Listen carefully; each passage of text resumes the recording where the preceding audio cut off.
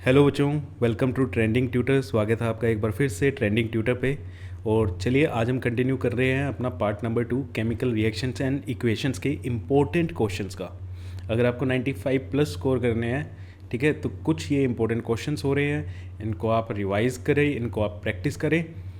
ठीक है, हमारा टारगेट है 95 प्लस का और इसमें आपको पूरी साइंस मेरी तरफ से पूरी हेल्प रहेगी और नोट्स भी आप डाउनलोड कर सकते हैं। इन क्वेश्चंस को आप दोबारा प्रैक्टिस ज़रूर करें। तो चलिए स्टार्ट करते हैं। पहला क्वेश्चन है, which characteristic is observe by the reaction shown in the given image. इस इमेज को स्टडी करो और इसमें देखो कि हो क्या रहा है, कौन सी रिएक्शन इसमें हो रही है और उस रिएक्शन में ये फॉलोइंग आपको ऑप्शंस दिए हुए हैं और इसके हिसाब से कौन सा ऑप्शन फिट बैठता है। ये कोक है, क्या लिया है, यहाँ पे जिंक ग्रैनुअल्स हैं, इसमें डाइल्यूट सल्फ्यूरिक एसिड डाला हुआ है। तो आई होप आपको ये रिएक्शन आती होगी कि जब जिंक में हम डाइल्यूटेड H2SO4 डालते हैं तो क्या होता है। देखो ये क्या है, मेटल है। जिंक क्या है, एक मेटल है। H2SO4, H2SO4 क्या है, H2SO4 एक एसिड है, सल्फ्यूरिक एसिड। मेटल जब भी एसिड के साथ रिएक्ट करते हैं तो क्या बनता है, एक तो सोल्ट बनेगा और हाइड्रोजन गैस निकलेगी और साथ ही निकलती है हीट। साथ ही क्या निकलती है, हीट निकलती है। तो यहाँ पे क्या बनेगा, ZnSO4 प्लस H2। तो यहाँ पे एक तो हीट निकल रही है और एक गैस निकल रही है। ठीक है, हाइड्रोजन गैस रिलीज होती है जब भी मेटल एसिड के साथ रिएक्ट करता है। तो हीट के कारण ये क्या होगी, एक्सोथर्मिक रिएक्शन। हीट के कारण ये एक्सोथर्मिक है और हाइड्रोजन गैस क्या बता रही है, इवोल्यूशन ऑफ गैस। हमने ये वाली इक्वेशंस भी पढ़ी हुई हैं। तो फॉर्मेशन ऑफ प्रेसिपिटेट नहीं, प्रेसिपिटेट फॉर्म नहीं हो रहा। चेंज इन टेम्परेचर होगा, बिल्कुल होगा जी, फ्लास्क गर्म हो जाएगा, एक्सोथर्मिक रिएक्शन होगी। ठीक है, इवोल्यूशन ऑफ गैस भी हो रहा है। तो ये दो ऑप्शन हो रहे हैं, तो हमारा आंसर क्या लगेगा, बोथ बी एंड सी। ठीक है, तो ये ऑप्शन नंबर डी क्या होगा, इसमें हमारा आंसर होगा। तो आई होप आपको क्वेश्चन समझ आ गया होगा। नहीं समझ आया तो कमेंट में कर देना जो भी आपके डाउट्स हैं। ठीक है, जो भी डाउट होते हैं बेटा कमेंट किया करो, कमेंट से ही हमें पता चलेगा और फिर उसके अकॉर्डिंग ही हम अपना लेक्चर प्लान करेंगे कि कैसे आपको मतलब उसको डाउट को सोल्व करना है आपके। तो चलिए next question, BaCl2 plus N2SO4 gives BaSO4 plus 2NaCl। इस रिएक्शन में क्या हो रहा है। चलो ये डबल डिस्प्लेसमेंट रिएक्शन है, डीकम्पोजिशन रिएक्शन है। भैया डीकम्पोजिशन रिएक्शन तो नहीं है, सबसे पहले तो इसको काट दो। डीकम्पोजिशन रिएक्शन क्या होती है, जिसमें एक सब्सटेंस, एक कंपाउंड अपने कॉन्स्टिट्यूएंट्स में ब्रेक होता है। वो चीज़ तो आपको दिख नहीं रही, तो आपका एक ऑप्शन तो यहाँ से कट गया, दो ऑप्शन रह गए हैं, डबल डिस्प्लेसमेंट और प्रेसिपिटेशन। ये चेक कर लेते हैं। रिएक्शन क्या है, BaCl2 प्लस Na2SO4। इससे हो क्या रहा है, BaSO4 प्लस 2NaCl बन रहा है। अब यहाँ पे देखो, यहाँ पे आयंस का एक्सचेंज हो रहा है। यहाँ पे आयंस का क्या हो रहा है, एक्सचेंज हो रहा है। Ba और इसमें क्या होगा, Cl माइनस। यहाँ पे Na प्लस और SO4 2 माइनस। तो इसका कैटायन इसके एनायन के साथ, इसका कैटायन इस एनायन के साथ। ठीक है, तो एनायन और कैटायन का क्या हो रहा है, एक्सचेंज हो रहा है। और ऐसी रिएक्शंस क्या होती हैं, डबल डिस्प्लेसमेंट रिएक्शन। ऐसी रिएक्शंस क्या होती हैं, डबल डिस्प्लेसमेंट रिएक्शन होती है। तो एक चीज़ तो कंफर्म हो गई। अब जल्दबाजी में ऐसे मत कर देना, एक ऑप्शन A एंड C भी है, बोथ वाला ऑप्शन भी है, तो सारे ऑप्शन चेक करने चाहिए आपको। प्रेसिपिटेशन रिएक्शन है, प्रेसिपिटेट बन रहा है यहाँ पे, प्रेसिपिटेट। अब ये कैसे पता चलेगा, अब हमें पता है BaSO4 क्या होता है, एक प्रेसिपिटेट होता है, वाइट कलर का प्रेसिपिटेट बनता है ये। यहाँ पे BaSO4 क्या है, वाइट PPT है। तो यहाँ पे ये दो काम हो रहे हैं, डबल डिस्प्लेसमेंट भी है, प्रेसिपिटेशन भी है। तो इसका आंसर भी क्या आएगा, option number D, both A and C। तो देखो कई बार आपको ऐसा लगता है ना कि यार हमें तो पता नहीं चल रहा क्या है, हमें कैसे पता चलेगा वाइट PPT है। ठीक है, तो ये आपको याद ही करना पड़ेगा कि कहाँ पे कैसा प्रेसिपिटेट बनता है, क्योंकि प्रेसिपिटेट तो देखो एक्सपेरिमेंटल है, आपको इसमें नहीं पता चलेगा। तो ये चीज़ें अभी 10th लेवल पे आपको याद करनी पड़ेंगी। Some crystal of copper sulphate were dissolve in water. कुछ कॉपर सल्फेट के हमने क्या लिया है, CuSO4 क्रिस्टल्स को हमने डिजोल्व किया है वाटर में। The colour of the solution obtain would be, colour क्या हो जाएगा, इसका कलर क्या होगा। देखो कॉपर से जो कलर आता है वो आता है ब्लू कलर। कॉपर कौन सा कलर इम्पार्ट करता है, ब्लू कलर इम्पार्ट करता है। फॉर एग्जाम्पल आपको पता है हमारे ब्लड का कलर क्या है, रेड है। रेड कलर किस कारण से, आप कहोगे हेमोग्लोबिन के कारण से है। अब हेमोग्लोबिन में क्या होता है, आयरन होता है। आयरन जहाँ भी होगा वो कौन सा कलर इम्पार्ट करेगा, वो रेड कलर इम्पार्ट करेगा, वो रेड कलर देता है। जैसे आपने ज्योग्राफी में अगर रेड सोइल आपने पढ़ी होगी, रेड सोइल के बारे में आपने पढ़ा होगा, तो रेड सोइल में ज़्यादातर क्या पाया जाता है, आयरन पाया जाता है वहाँ पे, ठीक है ना। तो वो आयरन के कारण ही क्या होता है, उसका कलर रेड होता है। ऐसे ही कॉपर के कारण क्या होता है, कलर ब्लू होता है। ऑक्टोपस का अगर आप ब्लड देखोगे तो वो ब्लू कलर का है, उसके ब्लड में क्या चीज़ प्रेजेंट है, कॉपर प्रेजेंट है। तो हमारा ऑप्शन यहाँ पे क्या लग जाएगा, सी। तो सॉल्यूशन का कलर क्या हो जाएगा, ब्लू कलर का हो जाएगा। तो चलिए नेक्स्ट क्वेश्चन पे चलते हैं। केमिकली रस्ट इज, रस्ट क्या होती है, रस्टिंग अगर आपने पढ़ी हो, रस्टिंग क्या होती है। देखो आयरन होता है, आयरन को मॉइस्ट एनवायरनमेंट में अगर आप खुला छोड़ देते हो और उसको ऑक्सीजन मिल जाए प्लस मॉइस्चर मिल जाए, ठीक है। मॉइस्चर क्या होता है, बेसिकली वाटर ही होता है, वाटर वेपर्स। तो यहाँ पे एक क्या होती है, एक लेयर, ठीक है ना, ब्राउन कलर की एक पपड़ी सी बन जाती है यहाँ पे, उसे हम क्या बोलते हैं, रस्ट। उसे हम क्या बोलते हैं, रस्ट।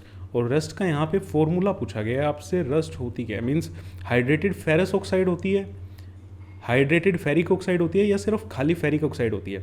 अब इनमें फ़र्क क्या है, ठीक है। आपको रस्ट का मैं फॉर्मूला बता देता हूँ पहले, रस्ट होती क्या है। रस्ट होती क्या है, रस्ट होती है Fe2O3.XH2O। तो ओनली वाला तो ये ऑप्शन कट गया कि हाइड्रेटेड तो होती है।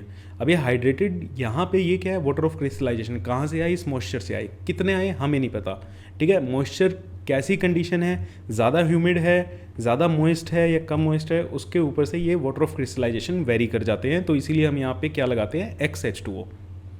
तो अब यहाँ पे एक है फेरस और एक है फेरिक। फेरस और फेरिक में क्या होता है, फेरस में आपको ये चीज़ पहले भी मैंने लेक्चर्स में बताई है, फेरस में आयरन +2 ऑक्सीडेशन स्टेट में होगा, और फेरिक में, ठीक है, आयरन क्या होता है, +3 ऑक्सीडेशन स्टेट में होता है। मीन्स आपने ऐसे देखा होगा, यहाँ पे 2 लिखा होता है और यहाँ पे 3 लिखा होता है, आयरन 2 आयरन 3। ये चीज़ आपने बुक में या जिससे भी आप पढ़ रहे हो उन्होंने आपको बताई होगी। तो ये है हमारा फेरिक। अगर आप इसमें निकालोगे, ऑक्सीडेशन स्टेट निकालोगे, तो आयरन यहाँ पे +3 में है। आयरन क्या है, +3 है, +3 है, तो इसको क्या बोला जाएगा, फेरिक बोला जाएगा। तो आंसर क्या आएगा इस हिसाब से, ferric oxide, hydrated ferric oxide. तो ऑप्शन नंबर बी हमारा क्या हुआ, आंसर हुआ। फेरस क्यों नहीं हुआ भैया, यहाँ पे आयरन की ऑक्सीडेशन +2 नहीं है, ठीक है। तो ये चीज़ होती है। जैसे अब अगर किसी को चाहिए कि आयरन की ऑक्सीडेशन +2 किस में होती है, FeO, इसमें आयरन +2 ऑक्सीडेशन स्टेट में है, ठीक है। पहले वाले लेक्चर्स भी आप देखिए, आपको डिटेल उसमें भी मिलेगी इनकी। नेक्स्ट क्वेश्चन है, PbO + carbon gives Pb + CO। इस रिएक्शन में क्या हो रहा है, PbO ऑक्सीडाइज हो रहा है, लेड ऑक्साइड क्या हो रहा है, ऑक्सीडाइज हो रहा है। कार्बन यहाँ पे ऑक्सीडाइजिंग एजेंट की तरह काम कर रहा है, या कार्बन यहाँ पे रिड्यूसिंग एजेंट की तरह काम कर रहा है, या यहाँ पे ये रिएक्शन रिडॉक्स रिएक्शन है ही नहीं, ठीक है। ऑक्सीडाइज होने का मतलब ऑक्सीडेशन होना। ऑक्सीडेशन को आप कैसे पढ़ते हो या ऑक्सीडेशन अगर आपने पढ़ा होगा तो एडिशन ऑफ, कई डेफिनेशंस आपने पढ़ी होंगी, addition of oxygen, removal of hydrogen, या लॉस ऑफ इलेक्ट्रॉन। अगर ऐसा होता है तो वो ऑक्सीडेशन कहलाता है। अब ऑक्सीडाइजिंग एजेंट क्या होता है और रिड्यूसिंग एजेंट क्या होता है। ऑक्सीडाइजिंग एजेंट क्या होता है, जो दूसरों को ऑक्सीडाइज कर दे, जो दूसरों को क्या कर दे, ऑक्सीडाइज कर दे। रिड्यूसिंग एजेंट क्या होता है, जो दूसरों को रिड्यूस कर दे, जो दूसरों को रिड्यूस कर दे। ऑक्सीडाइजिंग एजेंट ऑक्सीडाइजेज अदर, जो दूसरों को क्या करेगा, ऑक्सीडाइज करेगा, जो दूसरों को क्या करेगा, ऑक्सीडाइज करेगा। तो और रिड्यूसिंग एजेंट क्या होगा, रिड्यूसिंग एजेंट दूसरों को रिड्यूस करेगा। अब यहाँ पे हो क्या रहा है, PbO + carbon gives Pb + CO। देखो वैसे तो यहाँ पे ऑक्सीडेशन स्टेट निकाल के करते हैं हम, लेकिन आपको अभी उस चीज़ के बारे में नहीं पता। अगर मैं सिंपल एडिशन और रिमूवल वाली डेफिनेशन से भी जाऊँ तो यहाँ पे मुझे दिख रहा है कि लेड ऑक्साइड किस में कन्वर्ट हो चुका है, लेड में कन्वर्ट हो चुका है। यहाँ से ऑक्सीजन निकल गया है, तो ऑक्सीजन का निकलना ऑक्सीडेशन का उल्टा होता है, रिडक्शन होता है। मीन्स लेड ऑक्साइड का क्या हुआ है, यहाँ पे रिडक्शन हुआ है। तो पहला जो ऑप्शन है वो तो हमारा नहीं है। यहाँ पे लेड ऑक्साइड ऑक्सीडाइज तो नहीं हुआ, लेड ऑक्साइड तो क्या हुआ है, यहाँ पे रिड्यूस हुआ है। कार्बन का क्या हुआ है, ऑक्सीडेशन हुआ है। कार्बन में आप देख रहे हो ऑक्सीजन ऐड हो गई है, तो इसका ऑक्सीडेशन हुआ है। मीन्स ये रिडॉक्स रिएक्शन तो है, तो ऑप्शन नंबर डी भी हमारा नहीं होगा। अब बच गए ये दो। यहाँ पे कार्बन ऑक्सीडाइजिंग एजेंट की तरह काम कर रहा है या रिड्यूसिंग एजेंट की तरह काम कर रहा है। तो देखो कार्बन ने किया क्या है, कार्बन ने लेड ऑक्साइड को रिड्यूस कर दिया और खुद ऑक्सीडाइज हो गया। तो यही डेफिनेशन होती है, कार्बन ने लेड ऑक्साइड को रिड्यूस किया और अपने आप क्या हो गया, ऑक्सीडाइज हो गया। तो मीन्स यहाँ पे जो कार्बन है वो कैसे काम कर रहा है, as a reducing agent, as a reducing agent. तो इस बार हमारा आंसर क्या लगेगा, option number C,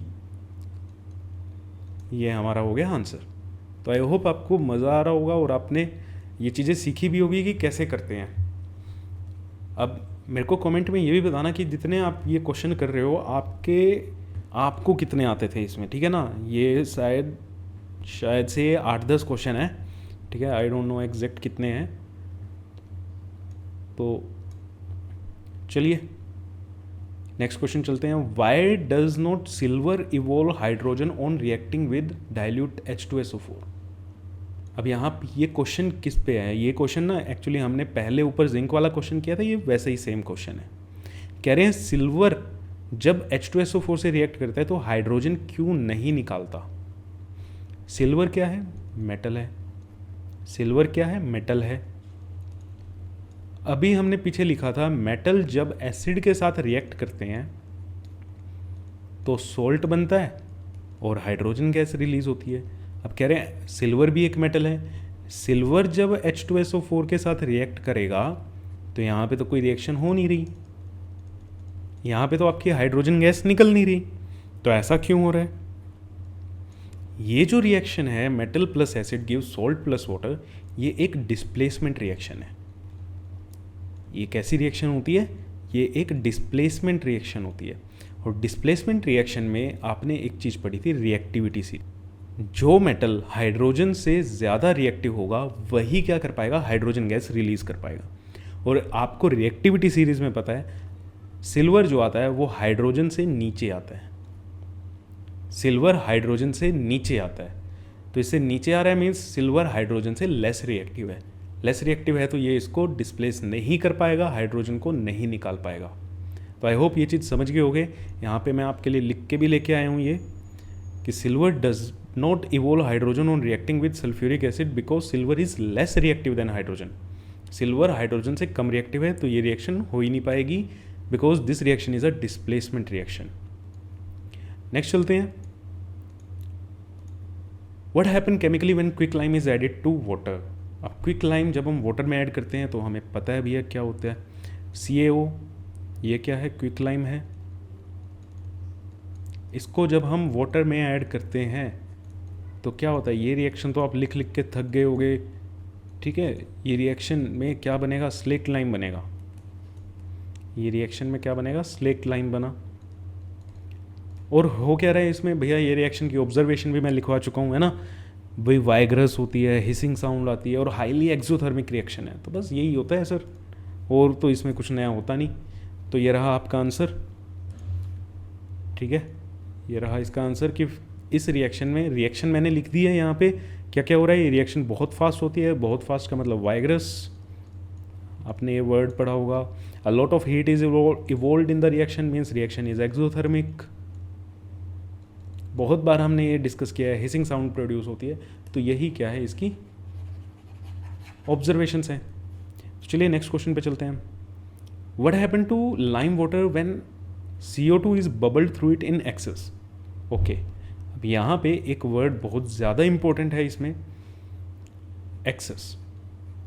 normally normal condition में मतलब लिमिटेड अमाउंट में अगर आप पास करते हो लाइम वाटर क्या होता है, जल्दी से पहले तो लाइम वाटर बता दो, ठीक है, लाइम वाटर लिख दो और फिर इस क्वेश्चन को हम कर लेते हैं COH ट्वाइस में। अगर आप लिमिटेड अमाउंट में मीन सफिशिएंट अमाउंट में अगर आप कार्बन डाइऑक्साइड पास करते हो तो आपको पता है क्या बनेगा, कैल्शियम कार्बोनेट बनेगा, जिससे लाइम वाटर क्या कर देगा, मिल्की हो जाएगा। लाइम वाटर क्या हो जाएगा, मिल्की हो जाएगा। ये इनसोल्यूबल होता है, ठीक है, ये क्या होता है, इनसोल्यूबल होता है। बट अगर लाइम वाटर में आपने CO2 पास की और ये CO2 क्या हुई, एक्सेस में पास कर दिया आपने, तो पहले ये तो बनेगा, फिर इसके बाद और ज़्यादा जब आप CO2 डाल दोगे तो उससे कैल्शियम कार्बोनेट ना बन के कैल्शियम हाइड्रोजन कार्बोनेट बन जाएगा, ठीक है, कैल्शियम हाइड्रोजन कार्बोनेट बन जाएगा। दिस इज कैल्शियम बाइकार्बोनेट या कैल्शियम हाइड्रोजन कार्बोनेट, और ये सोल्यूबल होता है, और ये क्या होता है, सोल्यूबल होता है। तो ये वही है, लाइम वाटर टेस्ट ही है। अगर आपने लाइम वाटर में कार्बन डाइऑक्साइड डाली, ये इनसोल्यूबल होता है और इससे क्या कर देगा, ये मिल्की कर देगा इसको। ये पहले क्या हो जाएगा, मिल्की हो जाएगा। आपने एक्सेस में पास करा दी तो ये पहले ये बनेगा, मिल्की होएगा, फिर ये बन जाएगा, ये सोल्यूबल होगा, ये फिर से उसको कलरलेस कर देगा। तो यही चीज़ मैं आपके लिए लिख के भी लाया हूँ, पढ़िए इसको। When CO2 is bubbled through the lime water in access, यहाँ पे ये वर्ड, अब आपको जब रिएक्शन अगर आएगी, अब आपको कैसे पता चलेगा सर मुझे ये कंपाउंड बनाना है, ठीक है, ये प्रोडक्ट बनाना है या ये प्रोडक्ट बनाना है, भैया ये वर्ड बताएगा। अगर एक्सेस लिखा हुआ है तो आप कैल्शियम बाइकार्बोनेट बनाओगे, ना कि calcium carbonate. So when CO2 is bubble through lime water in excess then initially it become milky, starting में मिल्की होगा, but after some time its milkiness disappear, milkiness disappear हो जाएगी, क्योंकि बाद में ये बन जाएगा आपका, और ये सोल्यूबल होता है और इसको फर्दर क्या कर देता है, कलरलेस कर देता है। मिल्की जो कलर आया था उसको कलरलेस कर देगा। तो आई होप आपको ये क्वेश्चन आपने पढ़ा भी होगा, इंपॉर्टेंट भी बहुत है। चलो नेक्स्ट क्वेश्चन पे, व्हाई डू फायरफ्लाइज ग्लो। अच्छा, अब ये फायरफ्लाइज ग्लो वाला ये थ्योरेटिकल क्वेश्चन है, इसमें मैं आपको सीधा सीधा बता देता हूँ। फायरफ्लाई केमिकल रिएक्शन होती है इनमें, और वो केमिकल रिएक्शन के कारण ही क्या होता है, ग्लो करते हैं। फायरफ्लाइज का आप सबको पता होगा, हिंदी में इनको जुगनू भी कह देते हैं, ठीक है। तो फायरफ्लाइज क्यों ग्लो करती है, क्योंकि इनमें क्या होती है, केमिकल रिएक्शन होती है जिसमें लाइट का एमिशन होता है। अभी तक आपने एनर्जी जो पढ़ी वो हीट की टर्म में पढ़ी थी, हीट रिलीज होती थी तो एक्सोथर्मिक रिएक्शन कहते थे। यहाँ पे लाइट एनर्जी निकलती है। अब ये लाइट एनर्जी भी क्यों निकल रही है, लाइट एनर्जी इसलिए निकल रही है क्योंकि उनके पास एक प्रोटीन होता है लूसीफेरिन, जो ऑक्सीजन के साथ कंबाइन करता है, और उसके कॉम्बिनेशन से क्या निकलती है, जो प्रोडक्ट बनता है उसके साथ साथ लाइट एमिट होती है।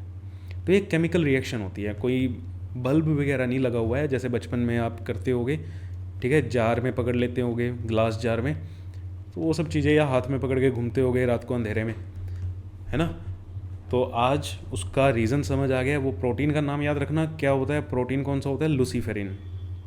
चलिए नेक्स्ट क्वेश्चन पे चलते हैं, क्वेश्चन नंबर 10, और ये लास्ट क्वेश्चन है। ओके, अ सब्सटेंस X, कोई एक सब्सटेंस है X, an oxide of group 2, और ये ग्रुप 2 का ऑक्साइड है। अब ये ग्रुप 2 एलिमेंट क्या होते हैं, ठीक है। आपका ना एक चैप्टर था जिसे कहते थे पीरियोडिक टेबल, मतलब पीरियोडिक क्लासिफिकेशन ऑफ एलिमेंट। उसमें पीरियोडिक टेबल के बारे में हम पढ़ते थे, 5th चैप्टर हुआ करता था। अब आपकी NCERT में वो नहीं है। उसी में ग्रुप 2 आता था, जिसमें कौन कौन से एलिमेंट्स आते थे मैं लिख देता हूँ। बेरिलियम, मैग्नीशियम, कैल्शियम, स्ट्रोंशियम, यहाँ पे ऊपर से लिखना पड़ेगा, नहीं, ग्रुप 2 में, ग्रुप 2 की अगर हम बात करें, beryllium, magnesium, calcium, strontium, barium और रेडियम। तो ये जो X है, ये ग्रुप 2 के एलिमेंट का क्या है, ऑक्साइड है, मतलब इन्हीं में से किसी का क्या है, ऑक्साइड है। आगे हिंट दिया हुआ है, is extensively used in cement industry. किस में यूज़ किया जाता है, सीमेंट इंडस्ट्री में। अब ये हिंट आपके लिए बहुत है इस X को आइडेंटिफाई करने के लिए, ठीक है, ये हिंट आपके लिए बहुत है इस को आइडेंटिफाई करने के लिए। जिसने कर लिया बहुत अच्छा है, अदरवाइज जो अभी तक भी नहीं समझ पाया उसके लिए आगे एक और हिंट दिया हुआ है। This element is present in bones, ये एलिमेंट बोन्स में भी प्रेजेंट है। तो इनमें से आपको कौन सा एलिमेंट पता है जो बोन्स में प्रेजेंट है? Beryllium, magnesium, calcium, strontium, barium या रेडियम? तो हम सबको पता है कि बचपन से पढ़ते हैं हमारी बोन्स में क्या होता है, हड्डियों में क्या होता है, कैल्शियम होता है। तो ये क्या है, कैल्शियम का ऑक्साइड है। और कैल्शियम ऑक्साइड ही किस में यूज़ किया जाता है, सीमेंट इंडस्ट्री में यूज़ किया जाता है। तो आपके पास दो हिंट थे, ठीक है, कि ये एक सीमेंट इंडस्ट्री में यूज़ किया जाता है और बोन्स में ये प्रेजेंट होता है। On treatment with water it forms a solution which turns red litmus blue. अब रेड लिटमस ब्लू बन रहा है तो मीन्स ये कहीं ना कहीं कोई बेसिक सॉल्यूशन बना रहा है, ये कहीं ना कहीं कोई बेसिक सॉल्यूशन बना रहा है। और हमें पता है कैल्शियम ऑक्साइड वाटर के साथ जब मिलता है तो क्या बनता है, कैल्शियम हाइड्रोक्साइड। कैल्शियम हाइड्रोक्साइड और हीट भी निकलती है, आपको ये भी पता है, ठीक है, लिखना है लिख देते हैं। चलो, कैल्शियम हाइड्रोक्साइड, अब ये क्या है, मेटल हाइड्रोक्साइड। कैल्शियम मेटल है और मेटल हाइड्रोक्साइड, जैसे आपने एसिड बेस में पढ़ा होगा, मेटल ऑक्साइड बेसिक होते हैं, मेटल के हाइड्रोक्साइड भी क्या होते हैं, बेसिक होते हैं। ये भी कैसे होते हैं, बेसिक होते हैं। तो बेसिक होते हैं तो रेड लिटमस को क्या कर देंगे, ब्लू कर देंगे। Identify x and also right the chemical reaction involve. Chemical reaction हमने लिख दी है, एक्स को भी हम आइडेंटिफाई कर चुके हैं। एक्स क्या है हमारा, कैल्शियम ऑक्साइड CaO, ठीक है। तो आई होप आपको ये क्वेश्चन समझ आया होगा, और एक्स और वाई वाले क्वेश्चन कैसे करते हैं ये भी आपको पता चलेगा। अच्छा, इस चीज़ के लिए सिर्फ और थ्योरी पढ़नी पड़ती है भैया, थ्योरी पढ़ो, उनकी प्रॉपर्टीज़ याद रखो, ठीक है, तभी आपको ये हिंट समझ आएंगे। अगर आपने पढ़ा ही नहीं कि सीमेंट इंडस्ट्री में कैल्शियम ऑक्साइड यूज़ किया जाता है तो आप समझ ही नहीं पाओगे, ठीक है। फॉर एग्जांपल यहाँ से ये बोन्स वाला हिंट वो निकाल भी दें, ये क्वेश्चन तब भी हो जाएगा जिसने पढ़ा है कि सीमेंट इंडस्ट्री में कैल्शियम ऑक्साइड का यूज़ किया जाता है। तो यहाँ पे तो दो हिंट थे। तो इन्हीं चीज़ें से अगर आपको प्रॉपर्टीज़ पता होगी तभी ये XY क्वेश्चन हो पाएंगे, अदरवाइज़ आपके ये फ्री के मार्क्स होते हैं। देखो ये बहुत आसान क्वेश्चंस होते हैं, बट बच्चे पता नहीं क्यों डरते हैं इसमें। तो चलिए आज के लिए इतना ही, और ये आपके सॉल्यूशन है। X कैल्शियम ऑक्साइड हो गया, सीमेंट इंडस्ट्री में यूज़ करते हैं, हमारी हड्डियों में भी होता है, और ये क्या होगी, इसकी रिएक्शन होगी। तो चलो, आपको ये क्वेश्चन कैसे लगे हैं मेरे को बताना, और तब तक के लिए थैंक यू सो मच। पढ़ते रहो और रिवाइज़ करते रहो।